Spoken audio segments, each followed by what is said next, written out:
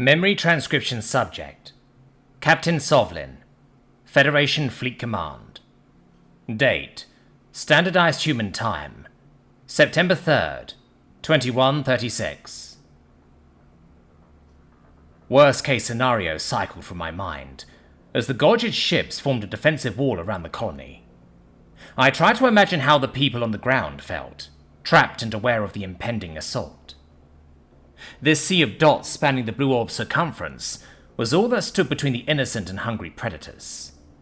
Any angle that was overlooked was an opportunity for the humans to break through.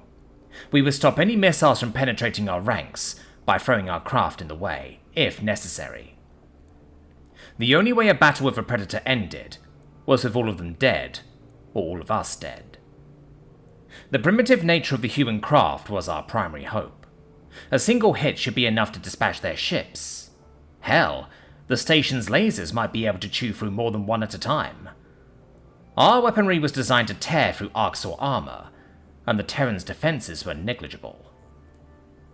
"Sir, the ships have reappeared just out of targeting range," Jemik barked, a tremor in her voice.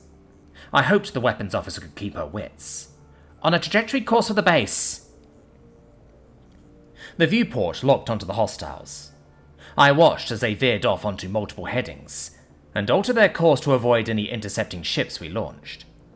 A laser lanced out from the station, a streak of brilliancy across the void. The shot connected with a Terran bomber, and obliterated the Predator craft in a flash. Happiness fluttered in my chest, though it was tempered by nerves. It was encouraging that we had attained the first kill of the war. The humans, in response, spewed plasma at the approaching gorgeous ships. They seemed to hope that would ward us off, like brandishing a torch to keep a beast at bay.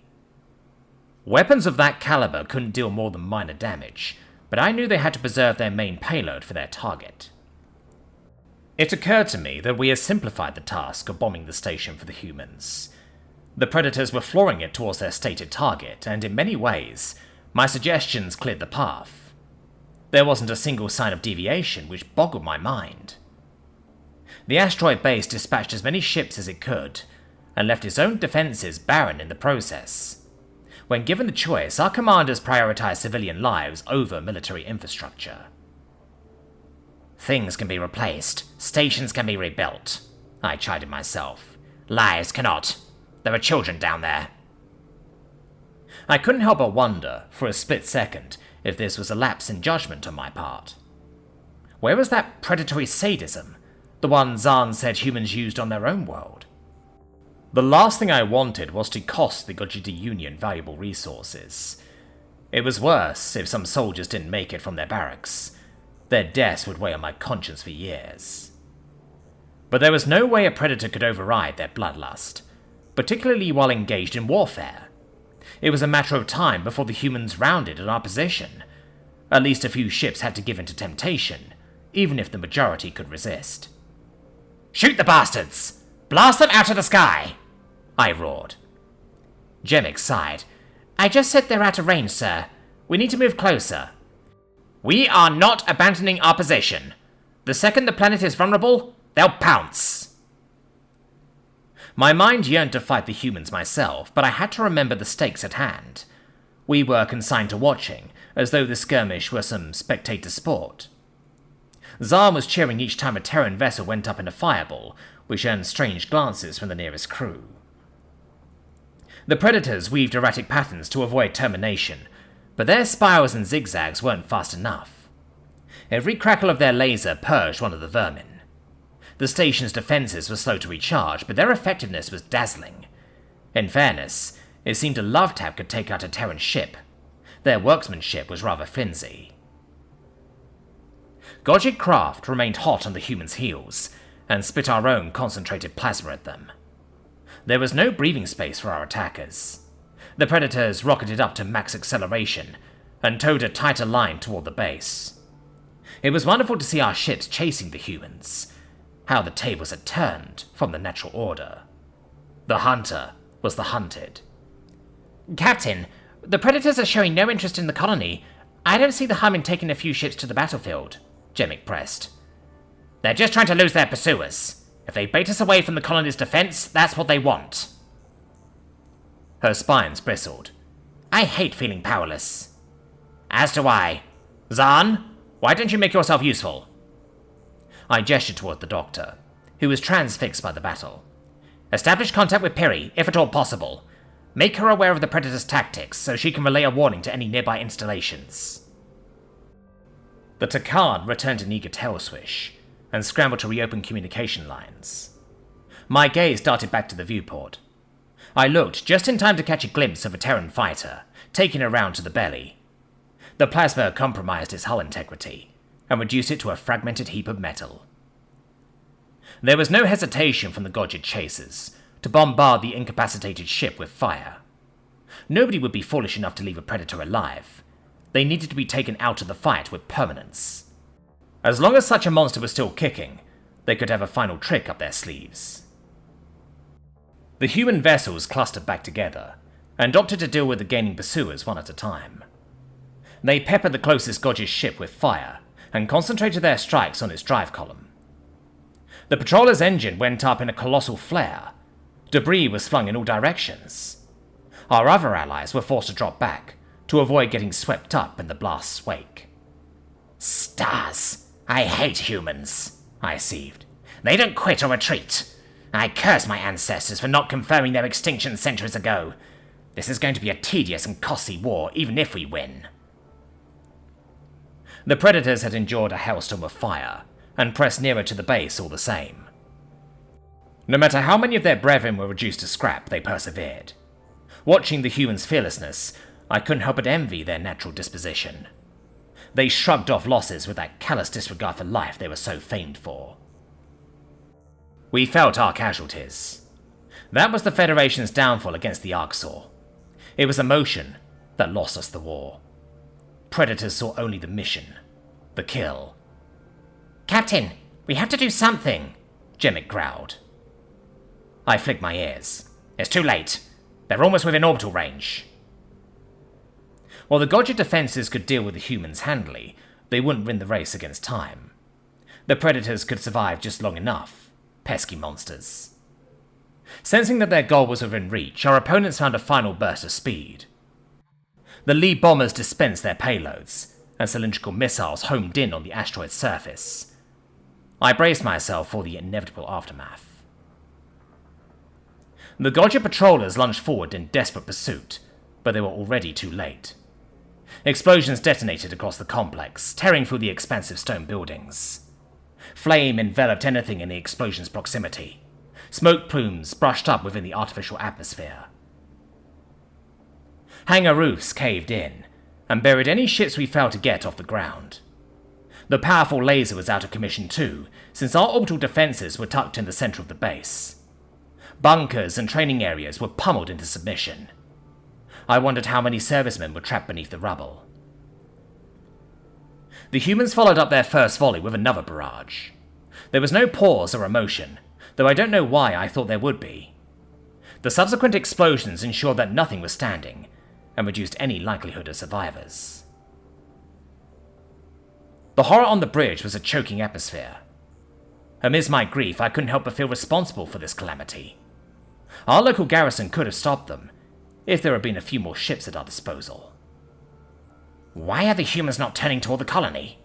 They're alive, and I think still have some bombs. They should come to us, any minute now." The Predator ships dipped away, but were unable to shrug off their pursuers. The Terrans branched off on individual courses. They knew we couldn't chase after all of them. Some of those vile creatures would escape. Wait. I shook my head in disbelief.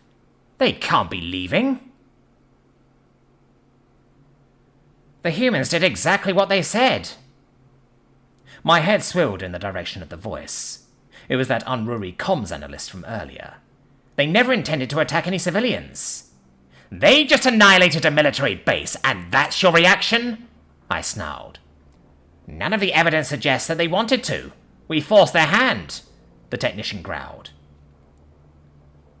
I glowered at the scene in the stars, considering the Predator's departure. What more evidence did one need beyond looking at their faces? Their blood-stained history was just the icing on the cake, confirming what our eyes already knew. The humans could be faking a retreat to lull us into a false sense of security. The bombers were still within close range of the asteroid, and it would take them a while to escape the system. Their strategy could be to double back after we assumed they were leaving. That, or our considerable presence by the colony, dissuaded them from heeding their impulses. These creatures were more intelligent and slightly more self-aware than the Arxor. They must have recognized that they were outmatched. That was a sufficient explanation, wasn't it? I forced myself to lower my hackles. What's your name, kid? Rumi. Rumi. I respect your drive to question everything, even common knowledge, but this isn't the right cause to fight for. If humans were a species of any merit, do you think that the Federation would have dug out some argument to spare them? In decades of study? I don't know. Think about it. That goes to anyone, agreeing with the young man here. And yes, we did force their hand. We forced the humans to concede civilian targets because of our overwhelming force. How so? We're in the wrong place. We're in the right place. Our presence deterred the humans from attacking anything else. Everyone should be proud of themselves today. We saved 20,000 lives. Rumi slumped his shoulders. If you say so. I imagine our allies had grown as restless as my crew. Seeing that the promise of the humans raiding the colony wasn't panning out, some captains may be tempted to pursue the fleeing ships. Sensors indicated that many were gearing up their drives, and that our meticulous formation was dissolving. Now was not the time for this. The predators were still in system. All we needed was a few minutes of patience to save the colony. I leaned over my microphone. Godget vessels, hold your positions. Do not let the humans bait you into weakening our defense. I'm not just sitting here, damn it! A voice pierced through our encrypted military channel. We are going to attempt search and rescue, and render medical assistance to anyone alive.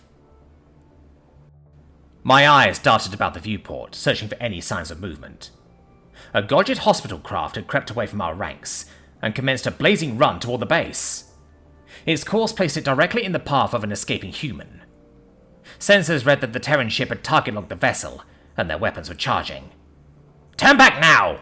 I pleaded into the comms. You won't be rescuing anyone if you're turned to slag. I'll escort you myself when the humans are gone. The first responders pressed forward in defiance and diverted their central power to shields. The fleeing predator held a plasma round, which deflected off our ship's nose.